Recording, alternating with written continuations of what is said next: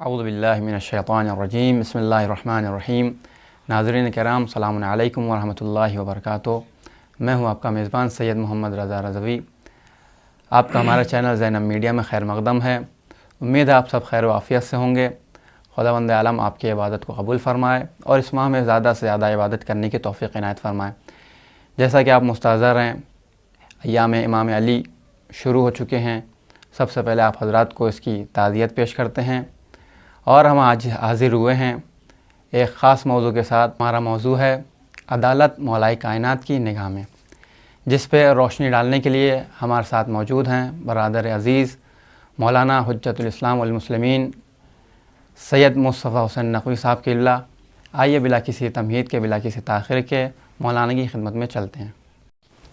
قبلہ السلام علیکم ورحمۃ اللہ وبرکاتہ۔ علیکم السلام ورحمۃ اللہ وبرکاتہ۔ سب سے پہلے آپ کا خیر مقدم کرتے ہیں اور بہت بہت شکریہ آپ کا کہ آپ تشریف لائے۔ آپ کا بھی بہت بہت شکریہ کہ آپ نے مجھے دعوت دی۔ قبلہ، جیسا کہ آپ مستحضر ہیں کہ آج کا ہمارا موضوع ہے عدالت مولائے کائنات علیہ السلام کی نگاہ میں، تو اس پہ ہمارے چند سوال ہیں۔ امید ہے آپ اس کا مختصر وقت میں جواب دیں گے انشاءاللہ۔ تو سب سے پہلا ہمارا سوال ہے کہ عدالت علماء کی نگاہ میں کہ عدالت کیا ہے اور علماء نے اس کو کتنے حصوں میں تقسیم کیا ہے؟ اعوذ باللہ من الشیطان الرجیم، بسم اللہ الرحمن الرحیم۔ ناظرین کرام السلام علیکم۔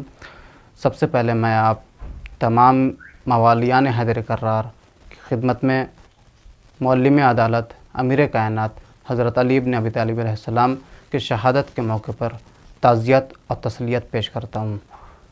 آپ کا سوال یہ ہے کہ عدالت علماء کی نگاہ میں کیا ہے، اس کے کتنے قسم ہیں۔ سب سے پہلے آپ دیکھیں کہ یہ لفظ عدالت یہ استعمال ہوتا ہے ظلم کے مقابلے میں، یعنی اپوزٹ آف ظلم یوز کیا جاتا ہے یہ لفظ عدالت۔ ہمارے مفسر قرآن علامہ طباطبائی رحمۃ اللہ علیہ نے عدالت کو 3 حصوں میں تقسیم کیا ہے، یعنی اسلامی تعلیمات میں اگر دیکھا جائے تو عدالت کو 3 جگہوں پر استعمال کیا جاتا ہے۔ پہلی جگہ یہ ہے عدالت الہی۔ یہ عدالت الہی صرف اور صرف خداوند عالم سے مخصوص ہے۔ دوسری عدالت ہے عدالت ذاتی، جو کہ قضاوت نماز جمعہ و جماعت امام سے مخصوص ہے اور اس کی شرط ہے۔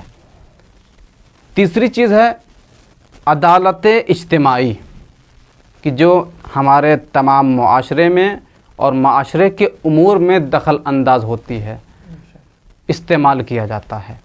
یہ ہے عدالت کی تعریف علماء کی نگاہ میں۔ ماشاءاللہ، جزاک اللہ، بہت ہی عمدہ جواب۔ قبلہ، ہمارا دوسرا سوال یہ ہے کہ مولائے کائنات کی نگاہ میں عدالت کیا ہے اور اس کی اہمیت کیا ہے؟ آپ کو بہت ہی اچھا سوال ہے۔ دیکھیں کہ مولائے کائنات کی نگاہ میں عدالت کی سب سے پہلے آپ غور کریں کہ یہ عدالت دین کی جڑوں میں سے ایک جڑ کا نام ہے، مگر اگر اجمالی طور پر آپ عدالت کی تعریف کریں گے تو وضع الشیء علی محلہ، یعنی کسی شے کو اس کی جگہ پر رکھنا، یہ عدالت کہلاتا ہے۔ ہر چیز کو اس کی جگہ پر رکھنا، اس کی منزلت پر رکھنا، یہ عدالت کہلاتا ہے۔ مولائے کائنات نے اپنی زندگی میں بہت ہی عدالت کے ساتھ لوگوں کے ساتھ برتاؤ کیا، بے شک، اور پوری زندگی مولائے کائنات کی عدالت میں ہی گزری ہے۔ ایک سائل نے آ کر کے سوال کیا کہ مولا یہ بتائیے کہ آپ کی نگاہ میں عدالت افضل ہے یا سخاوت افضل ہے؟ تو مولائے کائنات نے جواب دیا کہ ہماری نگاہ میں عدالت سب سے افضل ہے۔ اگر آپ دیکھیں تو آج کے زمانے میں ہر انسان کی نگاہ میں عدالت سے بڑھ کر سخاوت ہے، عدالت سے بالا تر منزلت سخاوت کی ہے، مگر مولا فرما رہے ہیں کہ ہماری نگاہ میں عدالت سب سے افضل ہے۔ دلیل کے طور پر مولا ارشاد فرماتے ہیں آگے بڑھ کر کے کہ عدالت انسان کے امور کو، مسائل کو اپنی جگہ باقی رکھتی ہے، مگر یہ سخاوت انسان کے امور کو اس کی جگہ سے ہٹا دیتی ہے۔ اسی لیے عدالت سب سے افضل ہے مولائے کائنات کی نگاہ میں۔ آپ دیکھیں کہ امام نے اپنے ہر پہلو میں زندگی کے عدالت کے ساتھ کام لیا ہے۔ جب رسول اسلام کی وفات ہوئی اور اس کے بعد حکومت کی باغ ڈور دوسرے حکمرانوں کے ہاتھوں میں گئی تو انہوں نے رسول اسلام کی سیرت کو تبدیل کر دیا، بدل دیا، یعنی کہ رسول اسلام جو عرب اور عجم، کالے اور گورے کے درمیان جو فرق نہیں رکھتے تھے، لوگ فرق رکھنے لگے، یعنی کہ برابر سے لوگوں میں بیت المال تقسیم نہیں کیا جا رہا تھا، مال غنیمت تقسیم نہیں کیا جا رہا تھا۔ مگر جب حکومت مولا کائنات کے ہاتھوں میں آئی تو مولا کائنات نے رسول اسلام کی اس سیرت کو زندہ کیا دوبارہ، اور بیت المال کو اور مال غنیمت کو لوگوں میں برابر سے تقسیم کیا ہے۔ یہی وجہ ہے کہ لوگ مولا کائنات کے مخالف ہو گئے ہیں اور مولا کائنات کے خلاف کھڑے ہو گئے ہیں۔ خود کسی کا یہ کہنا بھی ہے کہ قد قتل لشدت العدل، علی کو علی کی عدالت نے قتل کیا ہے، علی کو علی کی عدالت نے قتل کیا، یعنی کہ مولا کائنات اتنے عادل تھے۔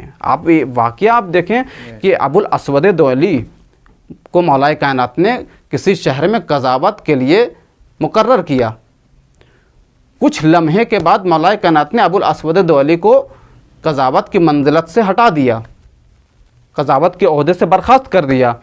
ابو الاسود دؤلی نے مولا سے سوال کیا کہ مولا، ہم نے نہ کسی پر ظلم کیا ہے، نہ کسی پر سختی کیا ہے، آپ نے ہمیں اس عہدے سے ہٹا دیا۔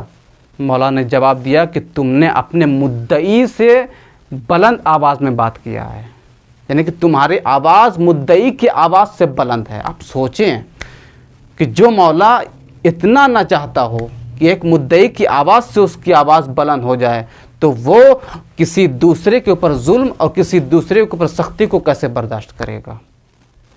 یہ ہے مولا کائنات کہ جو ہمیں درس دے رہے ہیں کہ اپنی زندگی کو عدالت سے گزارو اور اپنی زندگی کے درمیان، اپنے زندگی کے اصولوں کے درمیان عدالت کے ساتھ پیش آؤ۔ وآخر دعوانا ان الحمدللہ رب العالمین۔ سبحان اللہ، بہترین بیان، خداوند عالم اس کا اجر دے آپ کو۔ بہت بہت شکریہ آپ کا۔ ناظرین کرام، اب وقت ہو چلا ہے وداع کا، انشاءاللہ ہم پھر حاضر ہوں گے ایک نئے موضوع کے ساتھ۔ تب تک آپ اپنا خیال رکھیں۔ خدا حافظ، فی امان اللہ۔